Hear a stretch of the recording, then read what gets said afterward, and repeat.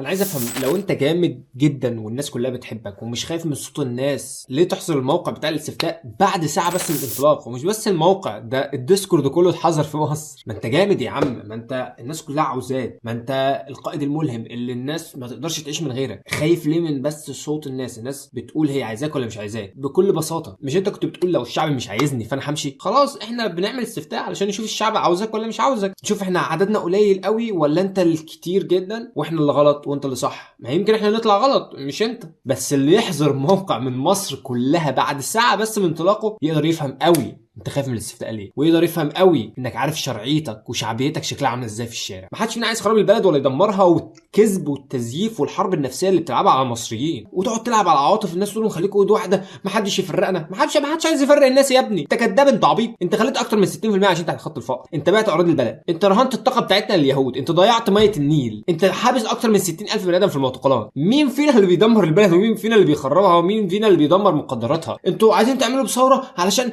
اسرائيل تخش. هو الجيش فين؟ يعني جيش بلدنا مش المفروض على الحدود او بره الحدود في اماكن تستلزم حمايه الامن القومي؟ الجيش البلد المفروض يكون بيحمي الحدود، صح، يكون بيحمي سيناء وبيحمي الجنوب احنا عندنا جيش صح، وشارين له سلاح ومن فلوس البلد، من فلوسنا احنا. الجيش ده من فلوسنا احنا على فكره، والجنود ديت جنود شعبنا، جنود اهلنا، فالمفروض دوره ان هو بيحمي الحدود. ولا هو الجيش واقف على السيسي؟ لو السيسي مشي فالبلد ضاعت؟ لا، ده ما كده ما بقتش بلد، ده كده بقت زريبه، بقت عزبه. هو لو مشي فكده خلاص بلدنا راحت، فاحنا نفضل بقى مبتزين عاطفيا انه لا لازم نفضل ماسك فيه عشان هم اللي معاهم السلاح، علشان لو هو مشي فهم هيعاقبونا، هيزعلونا، هيسيبوا سينا اليهود ياخدوها. لا، انتوا المفروض كده تتحاسبوا بتهمه الخيانه العظمى. مش احنا كده اللي عاوزين نخربها ولا احنا اللي عاوزين ندمرها، انتوا اللي حراميه، انتوا اللي نصابين، مش احنا والله. فما حدش يلعب علينا حرب نفسيه ويبتز الناس ويضحك عليها ويقول لهم الشباب دول عاوزين يخربوا البلد، الشباب دول عاوزين يدمروها. لا، مطالبنا واضحه صريحه موجوده في السيرفر وحاطين مطالب الشعب، ومش انا اللي قررتها ولا غيري، ده الشباب والناس كلهم هم اللي قرروها. ما حدش عايز يقسم البلد ولا يدمرها ولا يضيعها، ده احنا عاوزين ننقذها منك، وبنعمل ده عن طريق طرق سلميه، مش بندمر ولا بنخرب زيك. بنجمع الناس، بنحط ايديهم في ايدين بعض، بس نقول لهم انتوا كتير، انتوا تقدروا، ما حدش يقدر يتحكم فيكم، ما حدش يقدر يبتزكم، ما حدش يقدر يقول لكم لو ده مشي البلد هتضيع، لانه مش هو البلد ولا البلد هو، ده شخص وظيفته ان هو يدير شؤون البلد من فلوسنا احنا، لا ورثها عن ابوه ولا هي عزبته. وكل اللي احنا عاوزينه ان الناس تقرر، ان اراده الناس هي اللي تمشي. علشان كده عملنا الاستفتاء، وعلشان كده في خلال اقل من 24 ساعه وصلنا 50,000 تصويت تقريبا، وده كمان والموقع محظور، والناس بتضطر تستعمل VPN عشان الناس تقدر تصوت. وصل الفيديو ده لكل الناس، فهمهم وعرفهم اللي احنا عاوزينه هو ان احنا نبني بلدنا بالحب والامل، مش بالقمع والقهر والارهاب. بلدنا بتاعتنا احنا مش بتاعته هو، جيش بلدنا مش جيشه هو، اللي ما ينفعش يبقى مرهون لشخص واحد فاسد وخاين ضيع مقدرات البلد وعايش شعبها في الفقر، ورهن وخنق البلد بالديون والاجيال اللي جايه كلها، وبالديون دي راح بقى بيها قصور،